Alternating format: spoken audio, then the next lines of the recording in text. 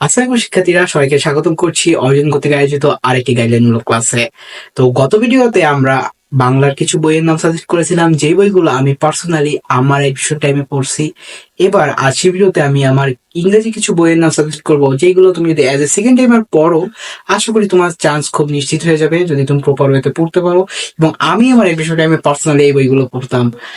তুমি যদি আমার চ্যানেলে নতুন হয়ে দেখো, আমি আব্দুল মোস্তাকিম, পড়াশোনা করছি খুলনা বিশ্ববিদ্যালয়ে। তো চলো কৈশি কথা না বাড়িয়ে আজকে ভিডিও শুরু করা যাক।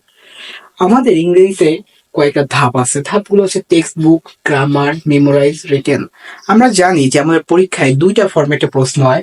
তো প্রথমে এটা ফরম্যাট, সেটা হচ্ছে এমসিকিউ,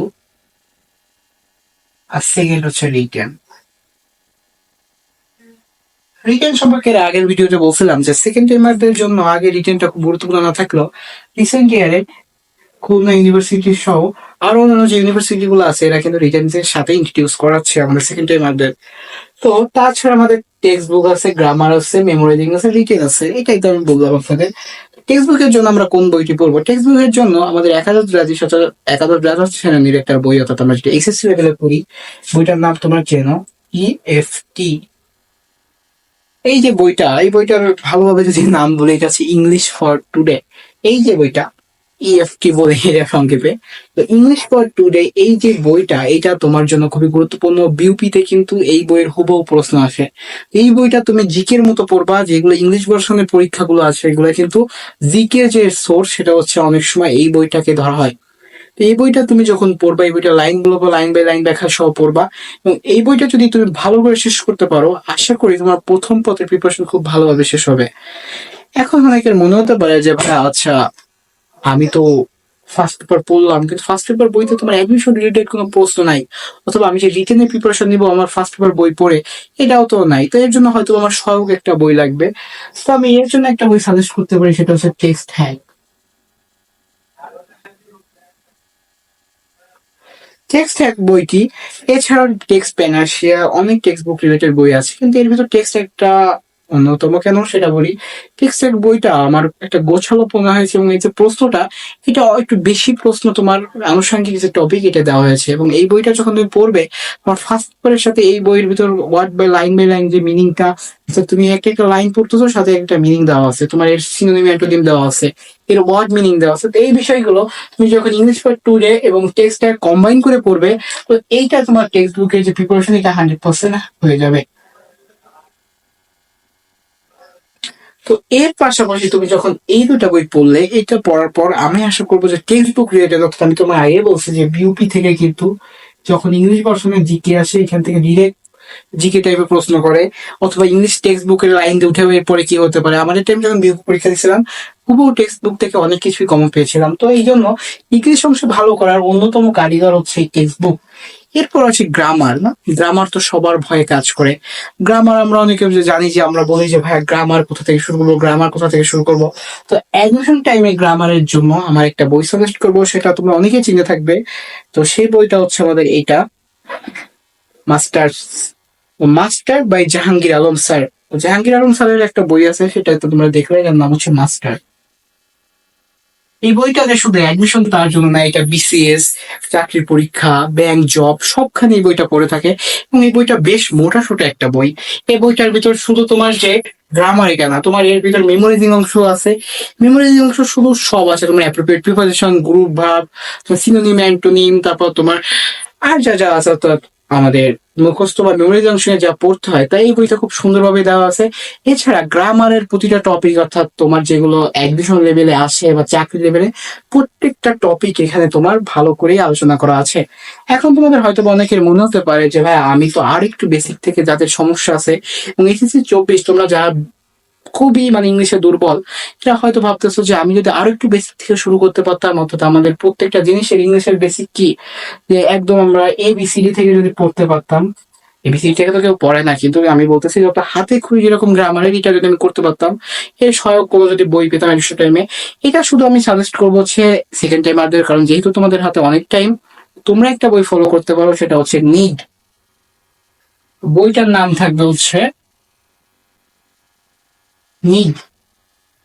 তো এই বইটা অনেক দেখতে এরকম। এই বইটা আমি এইচএসসি লেভেলে ফলো করতাম। আমি যখন টেস্ট পরীক্ষা দিছিলাম, টেস্ট পরীক্ষার পর আমার ইংরেজির অবস্থা খুবই ভয়াবহ ছিল, তখন এই বইটা আমি কিনছিলাম। এই বইটা কেনার পর আমার আমার ইনশাল্লাহ খুব ভালো একটা ফলাফল আছে এসএসসি তে। তো এই বইতে খুব বেসিক সুন্দর করে আলোচনা করা আছে এবং এই বইতে ব্যাখ্যা সহ বলা আছে যে কোন গ্রামারটা কোথা থেকে আসছে এবং এটা কিভাবে কি হয়েছে, এবং প্রত্যেকটা রুলস এর খুব সুন্দর করে ব্যাখ্যা করা আছে। তো এইটা কখন পড়বা? এটা পড়বা যখন তোমার হাতে যথেষ্ট টাইম আছে, অর্থাৎ তুমি যখন এইচএসসি 24, অর্থাৎ তুমি একদম সেকেন্ড টাইমার, তোমার হাতে এখনো পরীক্ষা শুরু হতে 3 থেকে 4 মাস সময় আছে। তো তুমি এই বইটা চাইলে, যদি তোমার ইংলিশে মনে হয় যে আমার ইংলিশে দুর্বলতা কাজ করছে এবং আমার একটু যদি আরো একটু বেসিক থেকে হতো, হ্যাঁ মাস্টার অনেক বেসিক থেকে শুরু করছে, একদম পার্টস অফ স্পিচ, সেন্টেন্স থেকে, কিন্তু তোমার যদি মনে হয় যে আরো বেসিক থেকে অর্থাৎ তোমাকে প্রত্যেকটা লাইন ধরে ধরে পড়বে, তাহলে তুমি নিটটা ফলো করতে পারো। এবার আসে আমার মেমোরাইজিং এর জন্য। তা আমি আগেই বলছিলাম যে মাস্টার্স বইটা তুমি মেমোরাইজিং এর জন্য ফলো করতে পারো, কিন্তু আরেকটা জিনিস সেটা হচ্ছে সিনোনিম অ্যান্টোনিম। সিনোনিম অ্যান্টোনিম তুমি এই টেক্সট থেকেও পাবে, কিন্তু এ ব্যতিরকে আরেকটা বই আছে যেটা যদি তুমি ফলো করো, আশা করি তোমার যেই সিনোনিম অ্যান্টোনিম বা মেমোরাইজিং এর যে একটা সমস্যা, এটা খুব সহজেই সমাধান হয়ে যাবে। সেটা হচ্ছে এটা, স্টুডেন্ট ভোকাবুলারি, সাইফুরসের স্টুডেন্ট ভোকাবুলারি। এই বইটা আমি যখন পড়ছিলাম তখন আমার খুব হেল্প করছিল। এটার নাম হচ্ছে স্টুডেন্ট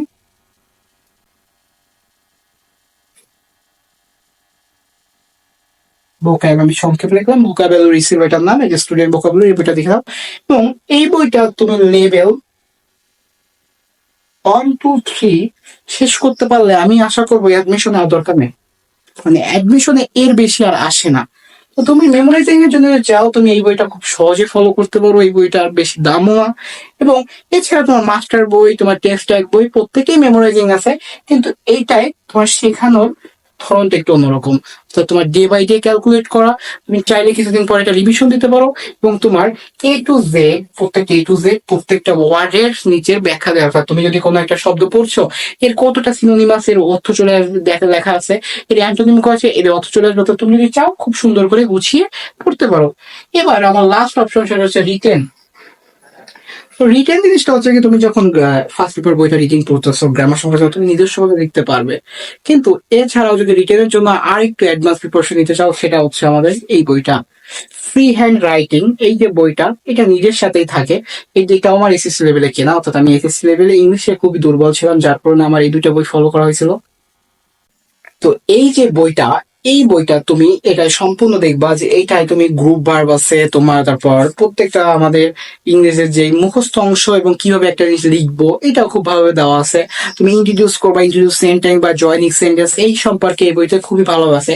এটা তখনই কিনবা, আমি আবারও বলতেছি যে তোমরা যখন নিটটা কিনবা, আর এটাই তখন কিনবা যখন তোমার মনে হবে যে আমার রিটেনটাকে আমি আর একটু অ্যাডভান্স করি, আমার রিটেনটা আর একটু ইমপ্রুভ করি। কিন্তু তুমি যদি চাও যে আমি জাস্ট রিটেন লিখে আসবো আমার পরীক্ষার জন্য, বেসিক রিটেনের ধারণাটা তুমি সেটা মাস্টার থেকে নিতে পারো। মাস্টার্সও যথেষ্ট রিটেনের ধারণা দেওয়া আছে এবং নিটেও দেওয়া আছে, কিন্তু নিটটা বললাম তো এটা অ্যাডভান্স পড়াশোনার জন্য।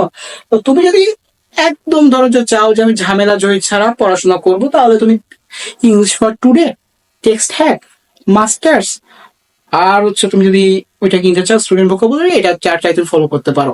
আর যদি সেকেন্ড টাইম আর কেউ যদি চিন্তা করো যে আমার ইংলিশে খুব ল্যাকিংস আছে, আমি একটু এটা কভার আপ করে তারপর শেষ করতে যাব, তাহলে তুমি টেক্সটটা কিনতে পারো, এবং এর পাশাপাশি যে আমাদের যে রিটেন আছে এইটাও তুমি কিনতে পারো।